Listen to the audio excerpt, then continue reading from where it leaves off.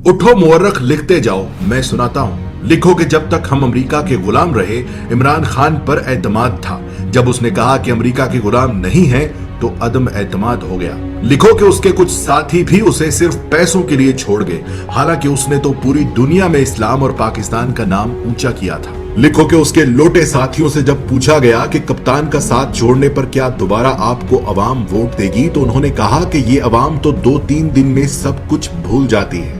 लिखो कि तारीख में पहली मर्तबा अदम एतमाद आया, और वो भी उस वजीर आजम पर जिस पर कोई करप्शन का इल्जाम तक नहीं था। लिखो कि जावेद लतीफ नामी नून लीगी रहनुमा ने सरेआम टीवी चैनल पर कहा कि हाँ, हमने पैसे देकर एमएनएस खरीदे हैं, और ये सुनकर भी इलेक्शन कमीशन नामी मुकद्दस गाय सोई रही। लिखो कि जहां एक निकाह मनसूख करने के लिए भी जज वजह पूछता है, वहां 22 करोड़ आबादी के मुल्क के वजीर आजम को हटाने की वजह न किसी जज ने पूछी, न किसी इलेक्शन कमीशन ने।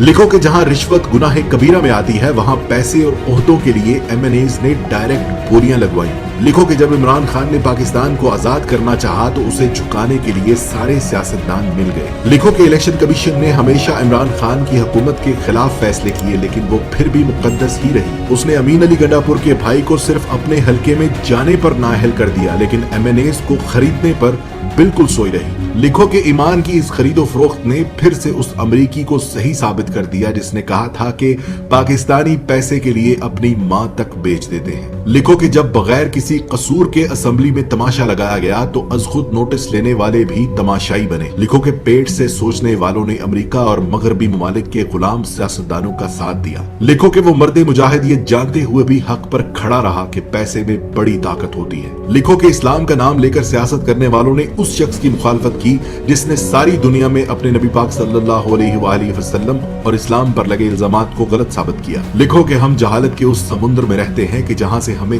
कोई नहीं निकाल सकता। लिखो कि महंगी गैरत कबूल नहीं थी, इसलिए सस्ती बेगैरती का इंतखाब हुआ। लिखो कि पाकिस्तान में ऐसा वक्त भी आया कि अगर ये कौम चाहती तो अपने लीडर का साथ देकर उसे गुलामी से निकाल सकती थी, मगर झूठे और मक्कार दज्जाली सियासतदानों ने उनकी आंखों पर जहालत की ऐसी पट्टी बांधी कि पेट की दलदल में औंधे मुंह गिर पड़े। गुलाम थे, गुलाम रह गए।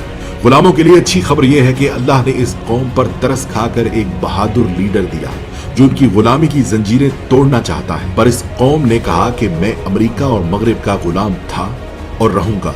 मैं गुलाम इब्ने गुलाम इब्ने गुलाम इब्ने गुलाम। वक्त ने साबित किया कि बर्रे सगीर की ये मिट्टी बड़ी बेवफा है। ये अपने जगाने वालों को खुद मार देती है। जैसे बंगालियों ने मार दिया मुजीबुर रहमान को, पाकिस्तानियों ने मार दिया लियाकत अली को, और गांधी को मार दिया हिंदुओं ने। इसी तरह इमरान खान जो पाकिस्तान को पांव पर खड़ा करना चाहता है, इंसाफ का निजाम कायम करना चाहता है, गरीब और अमीर को एक जैसी जिंदगी देना चाहता है, उसकी जिंदगी में भी कुछ ऐसा ही मोड़ है। देखना सिर्फ ये है कि क्या हमने तारीख से कुछ सीखा, क्या हमने अल्लाह पर भरोसा करना शुरू किया, या आज भी हमारा भरोसा अमेरिका और यूरोप पर है। मेरी दुआ उसके लिए जो हक पर है, मेरी दुआ उसके लिए जो पाकिस्तान का सोचता है, मेरी दुआ सिर्फ उसके लिए जिसका ईमान सिर्फ और सिर्फ अल्लाह पर है। पाकिस्तान